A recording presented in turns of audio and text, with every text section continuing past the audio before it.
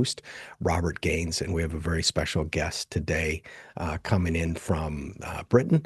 This is Dr. Bruno Roque Cignacco. Thank you so much for joining the Free Time Mastermind podcast. How are you doing today? Thank you very much, Robert, for your invite. I'm very well. Thank you. Thank you. Very honored to be here. Thank you. Well, we're very grateful to have you. You're a TEDx speaker, which a lot of people have aspirations to be speakers because that gives quite a lot of credibility to the speakers and background. Do you have any tips for people that have that as an aspiration? If you could go Well, back through your experience, what would you yes, recommend? yes, yes. I became the speaker during the pandemic. What was at the beginning of pandemic was very challenging because of the lockdown and so on. But what made me stand out when I became a TED speaker and to be chosen by the TED organization was making a proposal that is unique. Seeing a topic from a unique perspective. This means from your own angle. So this means that if you see in the TED Talks, you will see that there are different ways to approach a topic. What the TED organization want is to approach a topic from a distinctive perspective. This means giving your view from a very unique angle and also providing storytelling throughout the talk that engage people. So should be, in my view, my modest view should be very clearly engaging. So this means meaningful.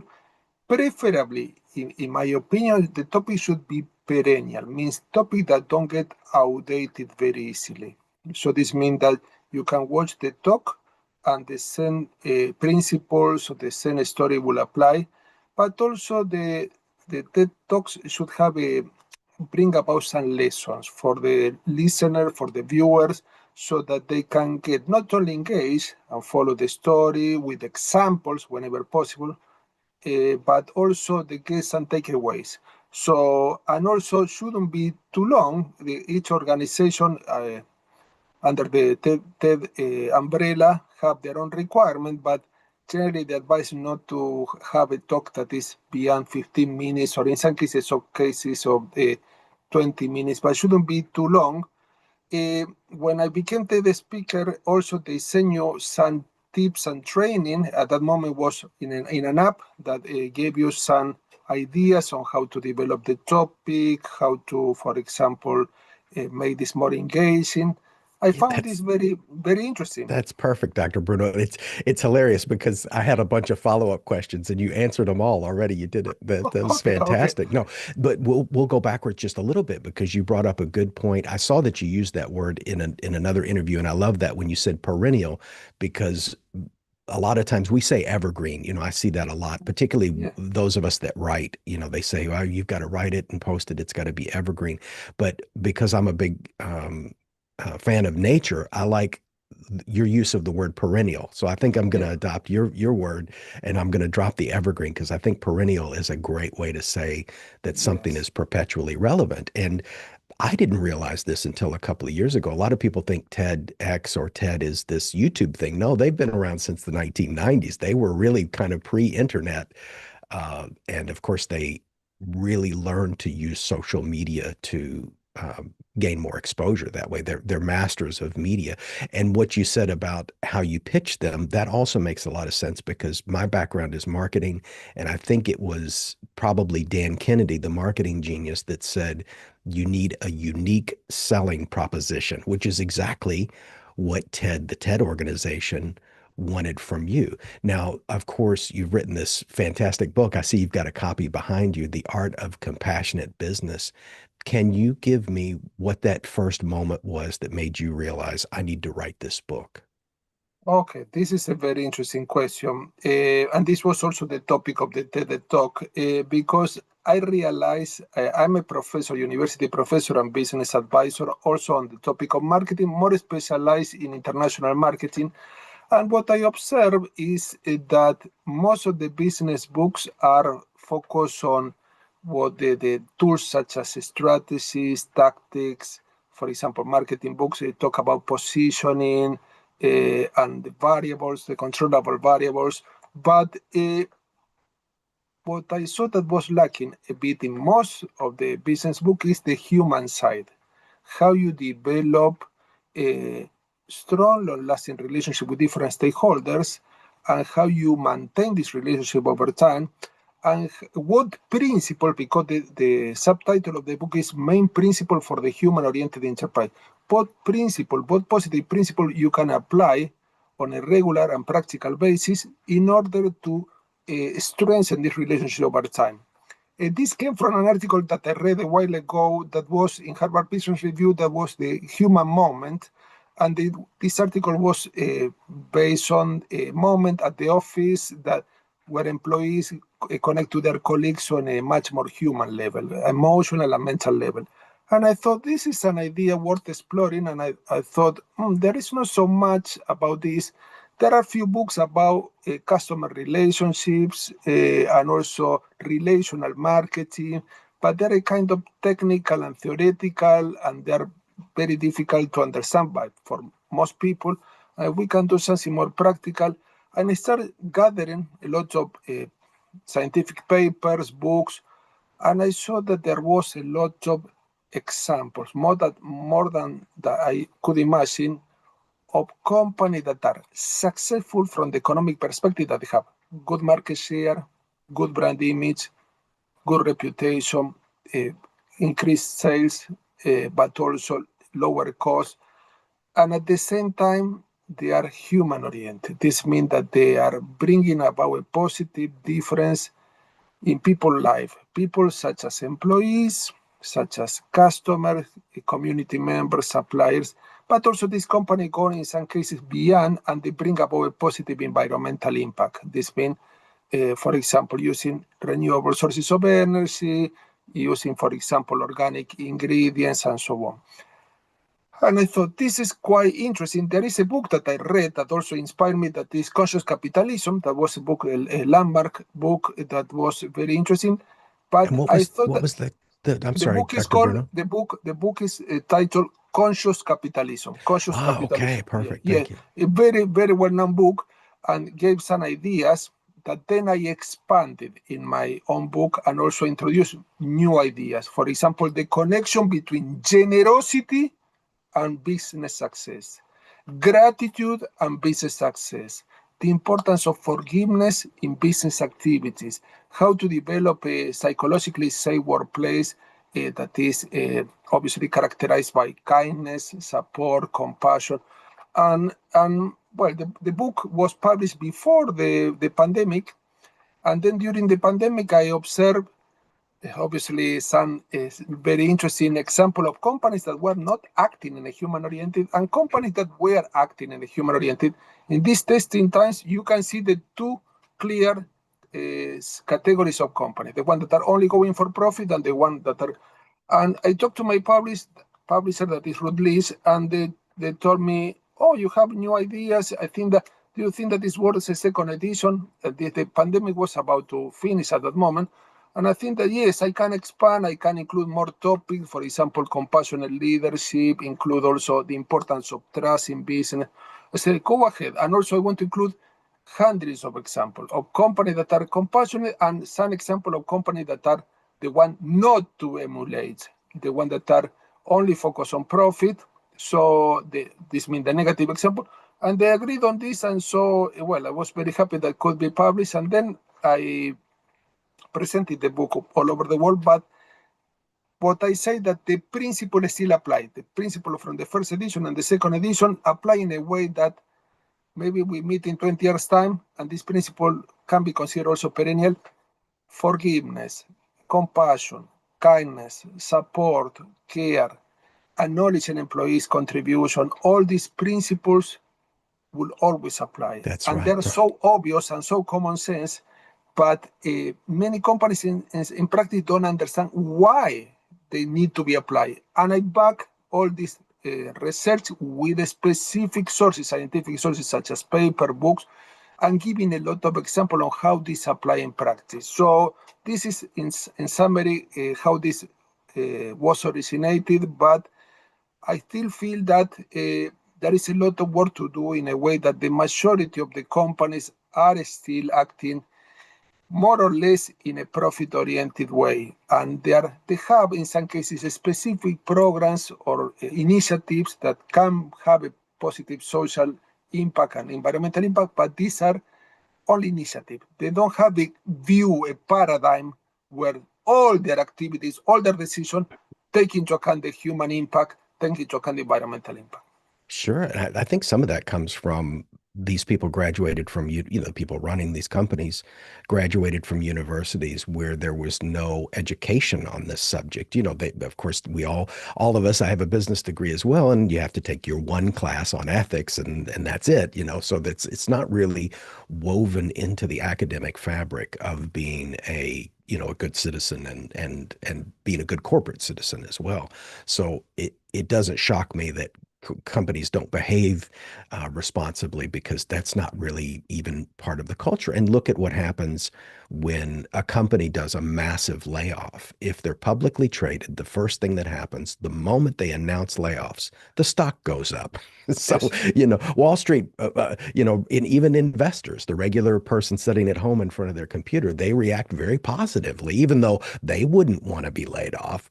They get out their wallet and buy a lot of stock if people shed human beings. And that's always been very strange to me because I Very would true. never want to capitalize in such a way. But unfortunately, I realize I'm unique in that regard that I definitely don't want to profit from people losing their jobs. Do you think? Well, let me ask this: since you brought up a great point about having a second edition, what was the one main thing that changed between the first edition and second edition? Like you said, the principles never changed, but there has to be probably some new things that you Yeah, discovered. yes, yeah, but I observed that I could introduce more cases, specific cases about organization, non-profit organization and business organization that are obviously they have a human orientation. I introduced some topic like leadership that was before, because there are many books on leadership, but and there are different styles of leadership. I wanted to introduce also some new appendices such as human-oriented leadership. What an example of leaders that are acting in a very caring way, in a supportive way. They can have their position of power, but they can also connect to others in a much more human way. But also, what I observed, what drove me to write the new book is this very distinctive categorization of companies, very clear categorization. And if you can say that many companies might get happy because of laying off people, in practice, sooner or later, this will be backfiring the company. And I observe this is a matter of time. You have to be very patient. In some cases, it doesn't backfire the company immediately. But why sooner or later this will backfire, even when the company can be in the short term or the shareholder might be happy in the short term or from the short term perspective? Because in practice, the most important, the most fundamental factor in business is the human being. Many people will believe that this technology or this is artificial intelligence or information or even funds. But my research, with no doubt, concluded, and I agree with other researchers on this point, that the human being is a meta resource, is a resource above all other resources. It's a generator of resources. It's a resource that generates other resources. When you treat well, the human being is capable of developing new products, innovative services, new ways of connecting with customers, new business model, new system, new policy, new technology. So it's limitless. So this means instead the other resources are limited, intrinsically limited. So, and this is quite important because if you take into account this factor, that the human being is the most important resource, you cannot force this human being to cooperate with your company. But if you treat them well in a caring and supportive manner, you acknowledge their contribution, you are grateful and generous with them, they're on your side spontaneously. You don't have to force them. I don't like a concept. I'm a marketer, so I don't like when some marketer use the concept of customer retention. You cannot retain customer because you can. They are autonomous. They have their own control. You're reading my mind, Dr. Bruno, because that was right where I was going. Because it's not just customer retention, and of course we can use a different word, but we're building relationships. We're building relationships with our staff.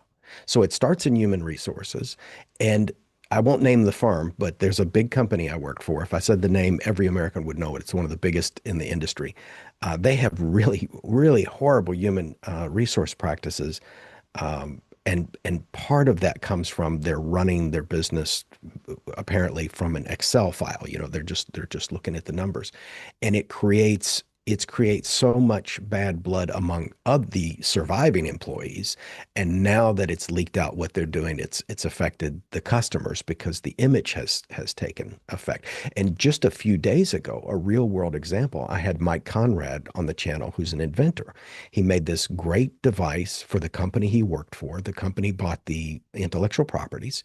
They did very well. He was still with everybody was happy, but he came up with a new version of the device in his garage and brought the new version to the company and said, we should probably upgrade. This is better. It's better for the environment.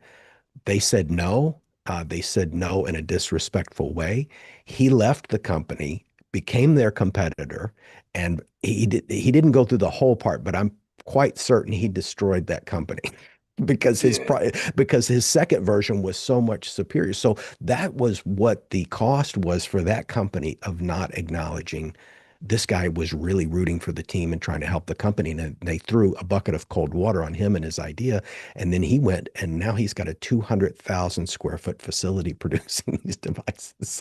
So that's the consequence of not taking care of people. So I think both, and you can let me know if this is part and parcel of the philosophy as well, is it's not just the customers that you have to maintain the relationship. It's also people under your roof, because the cost to acquire new hires, to train, and the cost to get new customers, it's extraordinarily high. So I think Yeah. you're really onto a great concept. So does it apply equally to both The, as far as This internal retention? apply this apply to all stakeholders. In the book, I separate different stakeholders with different chapters. Apply to employees, apply to customer, apply to partners, business partners, supplier, community members. And what they have in common, all these stakeholders, that are human beings. They might have roles, they might have a specific names, a specific function, but they're all human beings that have not only economic needs, but they have emotional needs. They need to be recognized, appreciated, supported, especially during difficult times. But also they have other needs such as mental needs, need for stimulation, need for training, need for development a new skill, and social need to connect to others. Most companies tend to focus, especially the companies that are profit-oriented, tend to focus only on the economic needs. I pay good salary to this employee, and that's it. This is all done. No, this employee is a human being that they have emotions. They need to be recognized, appreciated, taken care of, especially with difficult times arise. But also, in business, it's very common to use vocabulary that is detrimental to this human orientation. Oh, For example, you use human resources. I don't like the word human resources because resources are to be used, and in some cases you can abuse of these resources. So the idea is that I like when some companies use an alternative name, people department. But also, in some cases, companies consider employees as costs. And what you do when you have a financial problem, economic problem, you tend to reduce the cost. So this means, in some cases, employees are like a cog in the organizational machinery that when it's a bit faulty or it's not working well, we can replace. So I see many companies that are depersonalizing the stakeholder. This means that they don't treat them as people, but for example, customers are taken into account as a number in the database that will contribute to the company's profit. Some cases, the company doesn't care about customer needs, they care about selling the most expensive product. The salespeople get the highest commission. They're not customer oriented. Not good, because if you treat people in a disrespectful way, in an unsupportive way, there is a very important law in social psychology that is the law of reciprocity. mhm. You treat people in a disrespectful way, what do you expect them? to cooperate with your company, to support your company. You treat customer in a very disrespectful way. What do you expect? To leave positive review for your company and product? No, they will do the opposite. Negative reviews, pushing other potential customer away. The same with employees. Employees are, even when they're paid good salary, they are mistreated, they are bullied, they are harassed, they are not recognized, they are exploited in some cases because they have to work long hours with no break. I see many cases here in the UK. What do you expect this employee to be happy? Happy employees bring about happy customers. There is an interesting study that I mentioned in the book that is when employees are supported on a regular basis, when they are taken care of, when employees are treated in a compassionate way. This means that people in that company understand how they think, how they feel, and try to support them on a regular basis. When these employees are allowed to express their view, their voice, when they are allowed to cooperate with others and act jointly with other employees, this is building what the researchers call a psychologically safe workplace. This work environment brings about higher employee satisfaction, higher customer satisfaction, because employees that are highly satisfied are more prone to adopt an attitude of service to our customer because they want to give their best service to this customer. But also, these psychologically safe workplaces tend to bring about lower turnover, lower absenteeism, lower stress level, more productivity, more innovation, and this impact positively on the bottom line.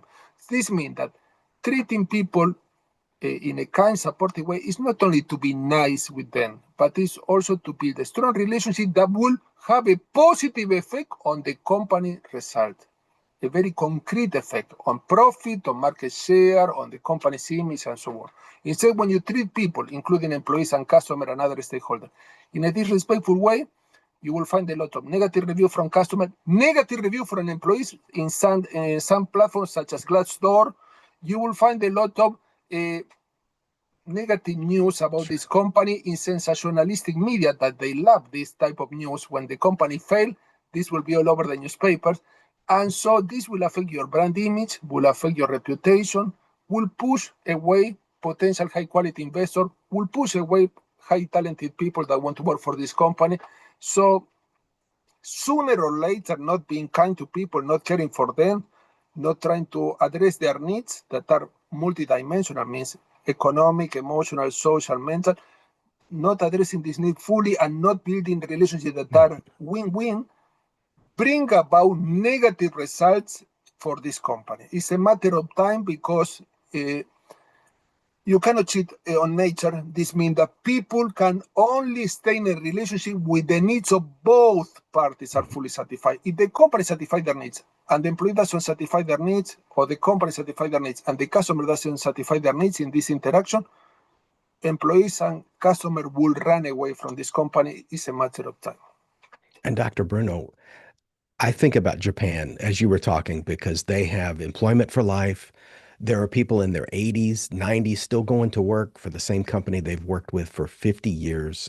They're respected, they're taken care of very well. And obviously Japan is a very small country and they can do things at a different scale that we probably can't do in the United States. But when I think about some of the videos and documentaries I've seen about how Japanese employees are treated, there's so much more respect there, particularly with somebody that has senior skills and senior talents, and they will, even if somebody gets an injury and they can't do that particular job anymore, they try to find something in the factory or in the office where the person can still make a meaningful contribution. So I think maybe there's a cultural component, but I will Yes. say that the most egregious companies, and I can only speak for companies in the United States, but the companies with the most egregious corporate behavior as far as their, let's say, their customer service is concerned are monopolies. And now let's take, for instance, the telecom, the cell phone companies in the United States. There's really only three companies in control. There might be, I think there's maybe 11 that sell phones, but really there's really only three networks. So there's only three companies that if you make a phone call, it's going to go through one of three networks, despite who you got your phone from. In that monopolistic environment, they don't have an incentive to behave properly because where else are you going to go? So I think it would be very hard to, and although it would be much better to create a culture of compassion inside of a telecom company, they would have to be forced, I think. That's why I love healthy competition, because that really levels the playing field. If you've got a company, everything else being equal, and you've got a company that takes care of their employees and takes care of their customers, I think that strategic advantage will make them much more profitable in the long run. So in with that, Dr. Bruno, how do these larger companies inject compassion at scale? Because for me, if I have a 5-person team, I can read your book, I can get some training, I can create this organization of compassion around me. But what about the companies that are 10, 20,000? What do you recommend to them to increase compassion at scale? Very interesting. Well, there are many things that companies can do and many things that company can avoid doing. So in many cases, it's more important the thing that they should avoid doing than the thing that should do. Let's talk about first the thing that should avoid doing. In most companies, what we observe, these big companies are very bureaucratic, very rule-oriented or policy-oriented, and this means that everything needs to be done according to regulation. In some cases, the rules are very rigid and they don't adapt to circumstances. But also you see a very clear structure of command and control, and in some cases can lead to micromanaging. So this means that you will have the manager, then dictating a specific step to be taken by the subordinate, but don't give any leeway for apply their creativity, their discernment, their experience, their expertise. So the first step is to address anything that could bring about fear in the company. These big companies, I'm not saying all of them, but many of them have what I call pocket of fear. I talk about fear in business, that is a very important topic. What type of fear you can observe in big companies, but also medium-sized and small companies? Fear of employees raising their voice, giving their view, expressing their opinions. They don't, because these companies tend to be very structured because of their size, their volume. Employees, in some cases, they don't have any opportunity to provide with their view, especially related to the day in, day out activity that they perform. For example, let's imagine that you are working for the customer service team, and you see that customers are continually complaining. Maybe in these big companies it will be very difficult to make suggestions. In many cases, there are no suggestion boxes that companies provide employees the opportunity to give their ideas, their insight on what is not working. So this means that in some cases, these companies have a very important resistance to change. The things are done this way. They are very traditionally done this way. We don't want to rock the boat. We don't want to introduce any major change. And if this change need to be introduced, need to be authorized by different levels and so on. In some cases, they are not very adaptive. So these companies have, obviously, in some cases, a very clear, what I call a group think. This means that there is a common view of doing things, and then people cannot challenge, cannot offer any dissent to this. So fear of expressing their voice is very common. The employees don't have channel to express their views, their suggestions, and so on. Fear of being outpaced by colleagues. You see, in many companies, they foster a competitive environment, competitive in a negative way. This means that, let's see who will get the promotion, employee A or B, or let's see who is performing better. This cannot generate trust. This cannot generate a healthy connection with others. It cannot generate cooperation. Why? Because you are fearful of being outpaced, outsmarted by your colleague, that you should be sharing resources, working jointly because they complement each other. So also trying to analyze this type of policy that foster a hyper-competitive workplace where people distrust each other, but also fear of being, for example, outpaced by competitors. I see that many companies, especially when you have fewer players in the sector, are continually externally oriented. They are checking what competitors are doing. They launch a new product, we need to launch a new product, or they change the packaging, we have to change the packaging. And when you are extremely externally oriented, you cannot be internally oriented. You cannot develop your own skills, your own capability, developing your employees' natural talents or training them or looking for unique ways of developing a new product or a packaging that is more congruent with the company's values and company's mission. So there should be an equilibrium between external orientation and internal orientation. I don't say that the external factor, macro and micro factor are not important, but there should be also a focus on internal aspect. And also I observe that in some cases these companies foster a very important fear of making mistakes. And why this is so bad? Because in the book I included two main chapters on innovation and creativity. You cannot be creative and innovative without making mistakes. So you see that most of the companies that are very innovative, some of them I mentioned in the book, even they reward when people make mistakes. They give an award for the best mistake and so on. Why? Because mistakes are the raw material for creativity and innovation. It's very unlikely that you have the best idea for the innovative product or the best version or model of this product immediately. These are things that are in progress. Trial and error, we test new material, prototypes, we test different packaging, different colors, different function. We have focus group, we interview customers and so on. But it's very unlikely that, and this is a process of iteration, means that you learn from the previous model and so on, then you introduce. If there is a very widespread fear of making mistakes, how you can innovate? And people try to do things in a very traditional way, and they cannot be adapted to the new trends, new technological trends, new economic trends, new market trends. So this means that companies should eliminate this pocket of fear. This is the first step, but then the second step is foster an environment of compassion. How we can put this on a practical way? Are there any policies that are people-oriented? For example, does this company have free counseling services for people that have mental health problems? I observe that some companies provide with these services free. You can say, but it represents a cost for the company. No, it's not a cost. It's an investment in employees' well-being. And when employees is treated in a very supportive way, they are more prone to be productive, innovative, creative, connected to other, cooperative. But if you care only for their function, how they perform, how they, for example, meet the goals. Another policy that the company can implement is, are managers providing with compassionate feedback?